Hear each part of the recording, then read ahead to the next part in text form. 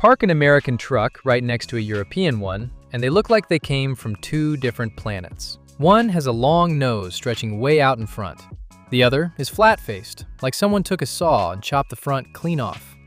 Same basic job, haul heavy loads down the highway.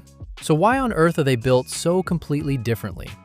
And here is the real question, the one truckers have been arguing about for decades. If you could only pick one, which one is actually better?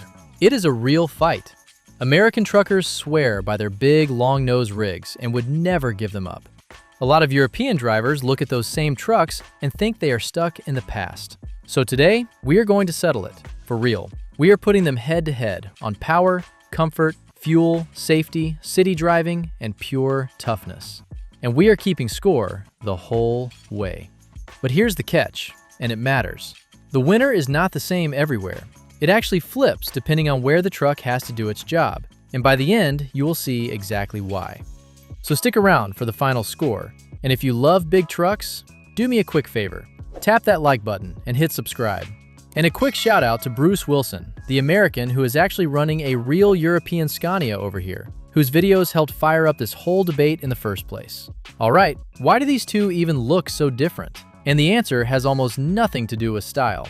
It comes down to the law. In Europe, the rules limit the total length of the entire truck, the cab and the trailer together as one package. So every single inch the cab takes up is an inch of cargo space you lose. The smart fix? Put the driver up on top of the engine and chop the nose right off. That is the flat face design they call a cab over, and it lets a European truck carry the most cargo in the least space. Now here's the wild part. America used to build trucks the exact same way, but around 1980, the law changed. From then on, only the trailer length was limited, not the cab. Just like that, builders could stretch the front of the truck out as far as they wanted without losing one bit of cargo room. So they did. They dropped the big engine out front, covered it with a long hood, and the classic American long-nosed truck was born. And get this, long ago, those flat cab-overs were all over American roads too. You can still spot them in old photos and old movies. They slowly faded away once the long nose was allowed. Meanwhile, Europe is now quietly creeping the other way. A rule change a few years back lets their cabs grow a slightly longer, rounder nose, mostly to cut wind and save fuel. So the two worlds may be inching a tiny bit closer again. Now mix in America's wide open highways and Europe's narrow, ancient city streets, and the split was complete. Two different laws built two completely different machines. This is where America loves to flex its muscles. American trucks are built around big, heavy diesel engines, often around 15 liters, made for raw pulling power and for running 1,000,000 miles before they ever quit. Engine names like Cummins and Detroit are legends, and for good reason. They are simple, they are tough, and they are built to be torn down and rebuilt again and again over a long life. Europe takes a different road. Most of their engines are a little smaller and tuned to squeeze out every bit of efficiency, not just brute force. But do not count Europe out for a second, because Europe also builds the mighty Scania V8.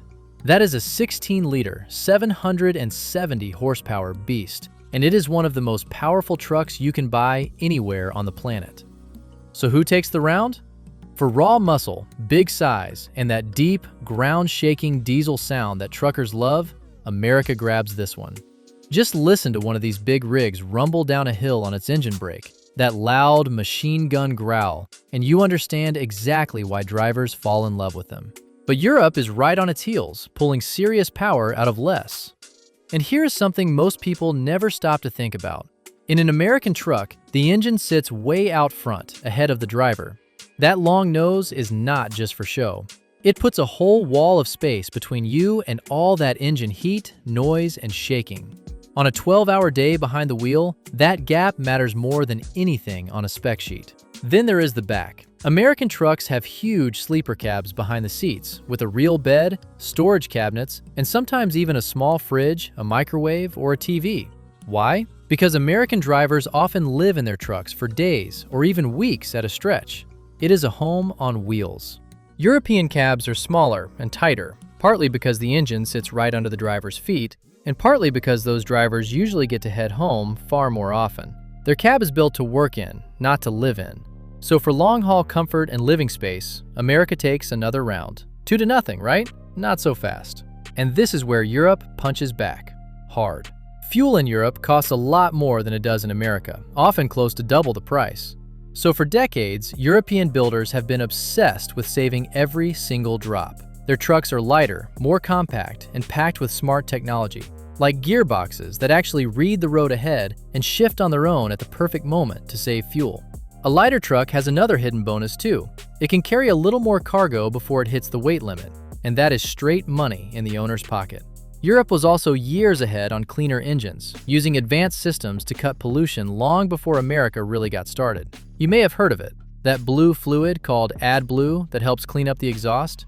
Europe was running it for years before it showed up over here. American trucks are catching up now with sloped hoods, smooth side panels, and big fairings to cut through the wind. But when it comes to pure fuel savings and clever, efficient technology, Europe clearly takes this round. Now it is 2-1. And this one is a whole lot closer than you would expect. Europe runs some of the toughest truck crash tests on Earth, and the idea goes way back. A European builder ran one of the very first truck cab crash tests more than 60 years ago. In one modern test, they slam a heavy weight straight into the cab, and the cab has to stay strong enough that the doors still open afterward. America does not even have a test quite like that. Europe also leads on the kind of smart safety tech that helps you dodge the crash before it ever happens. But the American long nose has a secret weapon of its own. All that hood and engine sticking out front acts like a giant crumple zone. In a head-on crash, the nose takes the hit first, long before it ever reaches the driver. In a flat cab-over, the driver is sitting right at the very front of the truck, with almost nothing ahead of them. So this is a genuine trade-off. Europe is tougher on crash testing and on avoiding wrecks. America has that built-in front cushion for when the worst actually happens. That flat European cab gives the driver a big windshield and a clear view looking almost straight down at the road right in front of them. The truck also turns far tighter than a long-nose rig, and a lot of European trailers even have rear wheels that steer to help the whole thing bend around corners. Put it all together, and slipping through narrow streets, tight roundabouts, and cramped loading docks gets a whole lot easier. That high seat and big window also let the driver see people, bikes, and curbs right in front of the truck, which makes a packed city center safer for everyone. Try the same thing in a long American truck, and you will spend half the day backing up and pulling forward just to make one turn. So in the city, Europe wins, and it is not even a fair fight. That ties us right back up. American trucks are built simple and rugged, the kind of thing you can fix in a parking lot. Pop that hood up, and the whole engine is sitting right there, easy to reach. They are made to be repaired over and over and kept running for decades, and a good one holds its value for years and years. But it actually runs deeper than nuts and bolts. In America, a truck is not just a tool. For a huge number of drivers, it is who they are. Many of them own their own rig, pour money into chrome and custom paint, and show it off with real pride.